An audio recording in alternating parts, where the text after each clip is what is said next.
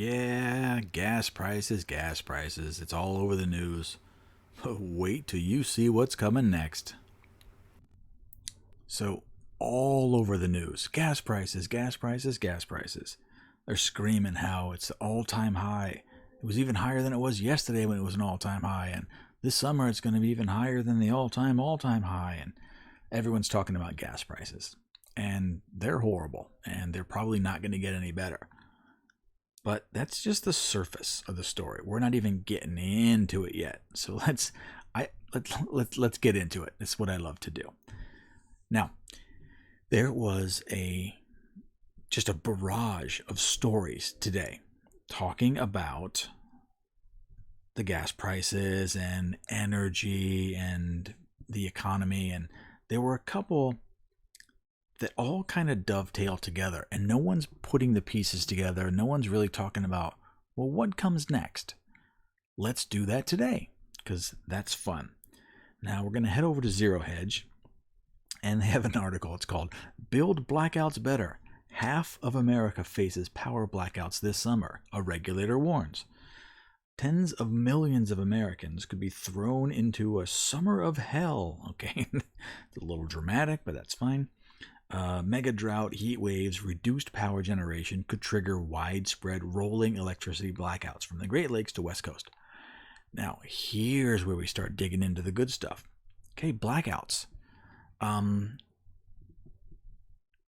Our energy policies in this country, let's say since, I don't know, January of last year, somewhere around there, we cut off all the pipelines from Canada, the tar sands, and we're not getting much oil from there. And then they canceled a bunch of drilling on federal lands.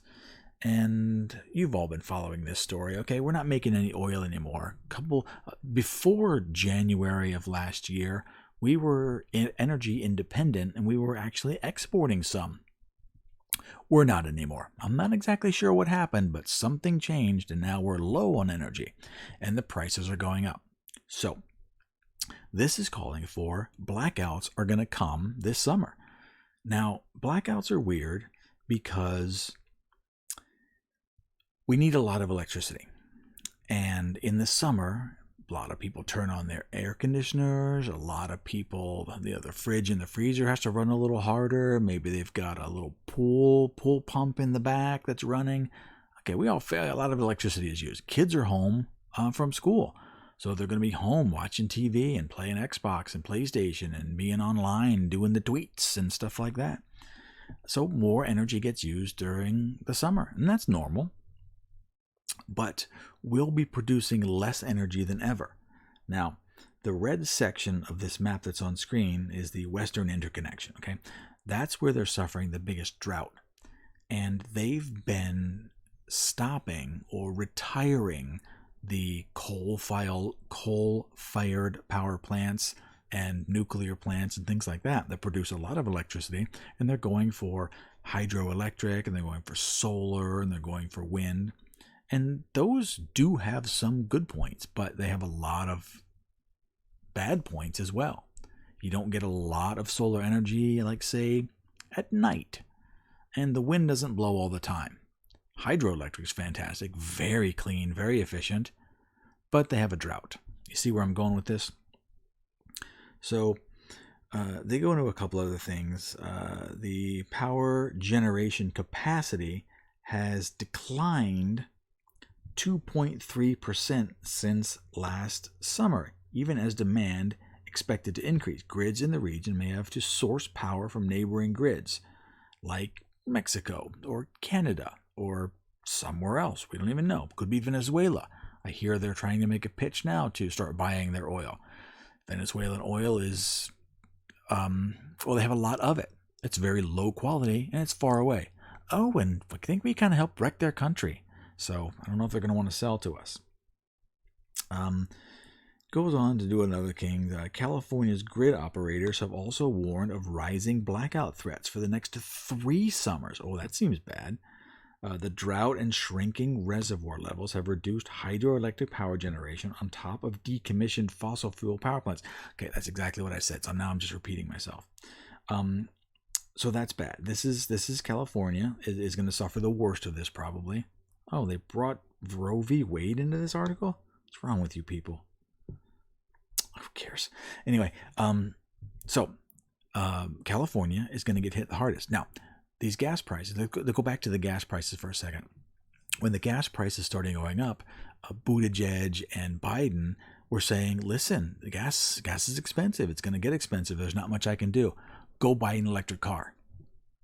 Well, I'm not sure how many of you can afford a $60,000 electric car or to sell the car you have and go buy another one or whatever. I'm not going to dump 60 grand on a Tesla. I don't like them. It's my personal choice, but I wouldn't want to spend that much money. So you have to use electricity for a Tesla. I'm not sure if you knew this or not. They're electric. They have batteries. Just kidding. Everyone knows that. So with rolling blackouts, oh, Jesus, your car doesn't work. Now, a Tesla will, once it's fully charged, you can go, I think they're up to almost 300 miles now. So that may be a week's worth of driving for some people. And that's cool. That's great. But if you can't recharge it, or if it's what they call dirty power, where the power goes on again, off again, on again, off again, you can't really keep it stable. That is horrible for extremely sensitive high-tech electronic products. You get a couple of brownouts while you're charging your Tesla and it fries the battery. Oh, great googly moogly, you are in a world of trouble. That Tesla just became the world's most expensive doorstop. Okay, let's get back on this. There was another article that piqued my interest, and it says, it kind of goes with this one as well, California to spend $5.2 billion on electricity reserves to avoid blackouts. Okay, so the first article we said, California's going to get some blackouts. They're like, okay, hey, we got this. We're going to get some reserves. Electricity reserves, like batteries? Let's find out. So this says, also from Zero Hedge, by the way, California has proposed spending $5.2 billion on creating a strategic electricity reliability reserve that would help the state avoid blackouts when its electric grid is stressed. All right, that's a good idea. You should have a backup plan. I love backup plans.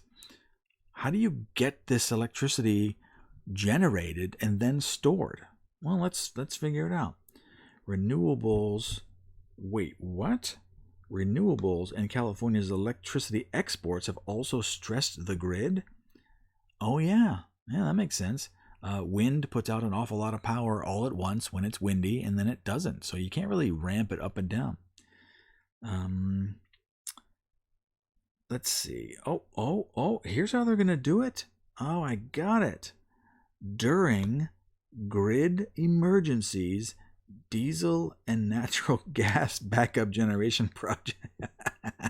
California, we're going to go all green. Get those diesel generators running. Oh, no. All right. That's fine. Existing generation capacity that was scheduled to retire and diesel and natural gas backup projects. Yeah. California is set to retire 6,000 megawatts of nuclear and gas-fired energy production. The reserve will be capable of providing up to 5,000 megawatts that will be available whenever the grid is stressed. Okay, let's do some quick math here. They are now at a point where anything happens to the grid, they get a blackout. Okay, they're going to take 6,000 megawatts offline with nuclear and gas, but the reserves will be capable of providing 5,000 megawatts. I could get out my calculator, but I think that's 1,000 less. They're on the precipice of a blackout anytime something bad happens, and they're going to immediately remove 1,000 megawatts of power. And this other 5,000 is going to be in reserves, so it won't be running all the time. It'll be like, we'll call when we need it. I'm not sure if you know how electricity works, but you can't just make a phone call and it instantly turns on. You've got to get it up and running. You got to do this. You got to do that. Okay, nuclear power is incredibly efficient. But you can't just throw a switch and then, here, power's on. Okay? It takes a while. You got to ramp it up. You got to condition it. You got to do all these things. I don't know how long it takes, but I know it's not instant. The same thing goes with coal-fired and gas-fired plants. You can ramp them up once they're already running, but you can't just turn them on from a cold start and expect it just to fix the problem. So they're in for a bit of trouble. Now, the budget now calls for $22.5 billion in funds for the purpose of climate resilience and integrated climate equity and economic opportunity across the state's budget to mobilize a coordinated all-of-government response to the climate crisis. You get $22.5 billion. You can't just throw money at this and fix it. You have to build things. This is never going to work. All right, anyway, so California is going to have emergency backups with diesel generators and what have you. So they've been screaming for years, solar, wind, solar, wind, solar, wind. Well, they don't work, and they're kind of expensive, and they're spotty, and, solar's great, but when you need more power right away, you can't just ask the sun to be brighter, okay? You know how that works, right? All right, here's another one. We're going to dig into this. It just keeps getting funnier for me. The 76 gas stations, you've heard of the brand. Let me go, 76. Phillips 76, the whole gas station, big orange circle. They are reprogramming the gas pumps in Washington State for $10 a gallon. So, those little digital readouts on your screen? Well, they're going to add a digit. They're replacing all the screens so that now you can have $10 a gallon. Okay. This is in Washington State, and gas station pumps in Washington State are being reprogrammed to accommodate $10 a gallon fuel and even higher. Well, of course, if you add a digit, you can go up to $99. This is incredibly expensive to retrofit every single gas pump in Washington State. Now, 76, this is the gas station brand. I think they're doing it first. Now, they're not doing it for no reason, obviously, but they're going to be first, which means they're probably going to get the best deal on all these new LED screens and retrofitting to make it work. That means Exxon will be next, and Mobil, and Texaco, and I don't know what station you have over there. I'm from the East Coast. But yeah, all these stations are going to eventually need to get $10 or more on their gas pumps. Now, I don't know if they're going to need the extra digit next month, next week, could be next year. I don't think so. I think they're going to need it urgently, and I think there's going to be a lot of gas stations. They're going to have handwritten signs that adds a 1 to the numbers. It's 999.99. No, just kidding. It's 10 something. And you're going to see this a lot. But 76 gas stations have rolled out this program already. And as I said before, they don't do this for no reason. This is a major international company, and they wouldn't spend this kind of ridiculous money if they didn't absolutely need it. I think they're going to absolutely need it. So now this, blah, blah, blah. Who cares? Post-millennial. Oh, I love the post-millennial. So this, we're currently out of fuel except diesel. Gosh, diesel's going to need $10 before gas, I'm pretty sure, right? So it's almost $7 in some places now. So according to the AAA, the average price of gas at a pump in Washington State is $5.18. Oh, $5.18, you suckers. You are paying so much in tax. The national average is $4.59, and you're paying $5.18 for 40. You're paying 58 cents more for taxes per gallon? Oh my God. San Francisco is between $6 and $7 a gallon for regular. Oh my goodness. If you drive a car with a turbo engine, by the way, most of them are now, because we need to be more fuel efficient. You can't even put regular gas in there. You need the premium. So $6 to $7 just became $7 to $8. Oh my goodness.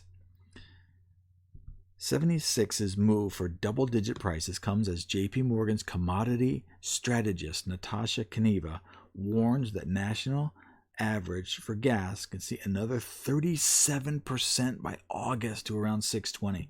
Since much of the West Coast is priced above the national average, this may good God. All right. Out west, gas stations are going to be in the $10 range pretty soon. That's all you need to take away from this. They're reprogramming the pumps. You're going to get screwed. And the last article that all ties into these gas price dilemmas is the Green New Deal. Biden's big lie. Green energy doesn't save money. It's 4 to 6 times more expensive. So all these states that have gone super, super green, I'm going to just substitute the word woke, okay? There's an AOC screaming her little head off. Green New Deal, Green New Deal. Just get rid of all gas-powered cars immediately and no more diesel and just Teslas. Well, okay. Hey, listen, most people can't afford Teslas. And if you can and you live in California, you're not even going to be able to charge them up. Gas is expensive. But wait till you see how expensive electricity gets. I'm telling you, every time they switch over to solar, wind, and hydro, the price goes up. This article claims that these are 4 to 6 times more expensive. And they say that renewable energy is a key feature of the White House anti-inflation strategy. How can buying something 4 to 6 times more expensive be an anti-inflation? This guy is an idiot. So it goes on to some other nonsense. I don't know what to tell you. This summer's going to be rough. This president has taken away our ability to make petroleum products and fuel and gas and diesel and jet fuel and kerosene and anything you can burn pretty much. He's made it twice as expensive. But don't worry, he's just getting started. He's just getting started. He's going to make it more expensive. And the electric cars, it's going to be a disaster. I'm predicting it right now. It's going to be a disaster. It's going to be almost impossible to charge them if you can buy one, if you can find one. I mean, they're kind of hard to find now too. There's a wait list still for Teslas, right?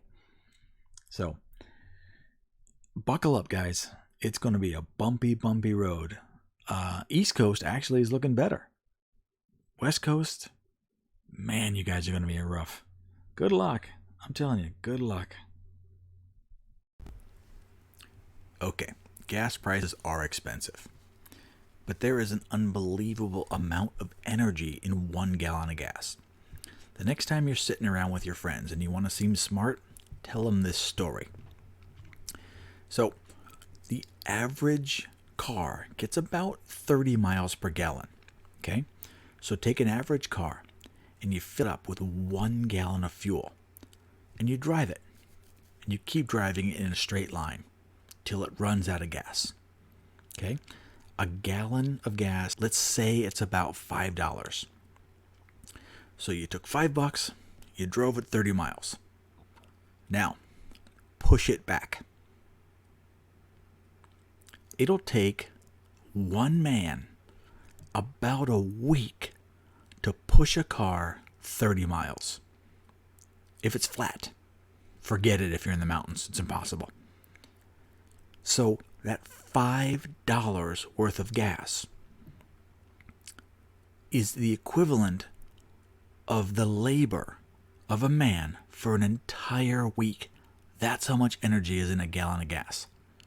So the next time someone says, but solar, and you tell them to shut up. Gasoline is so unbelievably efficient that they have just took themselves out of the conversation for being an idiot. So good luck. Share that story. Have some fun. And if you liked anything that I said today, if you laughed just one time, hit that subscribe and then go away.